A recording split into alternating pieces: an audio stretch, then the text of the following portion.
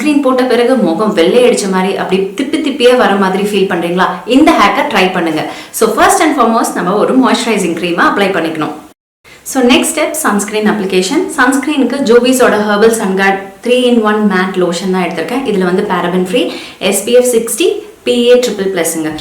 இந்த சன்ஸ்கிரீன் நல்லா தாராளமாக எடுத்துக்கிறேன். ஜோவிஸோட சன்கார்ட் லோஷன் வந்து பார்த்தீங்கன்னா உங்களுக்கு லைட் வெயிட் டெக்ஸ்சருங்க.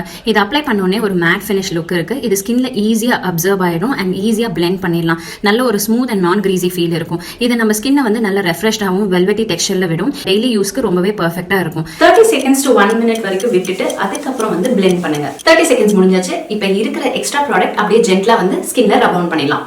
என் ஃபேஸில் பாருங்க அந்த ஒயிட் காஸ்ட் எதுவுமே தெரியல. மெயின் திங் உங்களோட சன்ஸ்கிரீன் வந்து ரொம்பவே டக்கியாக இருக்குன்னா டெஃபினட்டா இந்த ஒரு ஸ்டெப்பை வந்து ஃபாலோ பண்ணுங்க. எவ்ரி 2 hours ஒன்ஸ் நீங்க வந்து சன்ஸ்கிரீனை ரீஅப்ளை பண்ணிக்கோங்க. ஜோவிஸோட சன்கார்ட் வந்து எங்க கிடைக்கும் அப்படின்னு பார்த்தீங்கன்னா உங்களுக்கு நைகால அண்ட் அவங்களோட வெப்சைட்லையும் கிடைக்கும். செக் அவுட் பண்ணிக்கோங்க.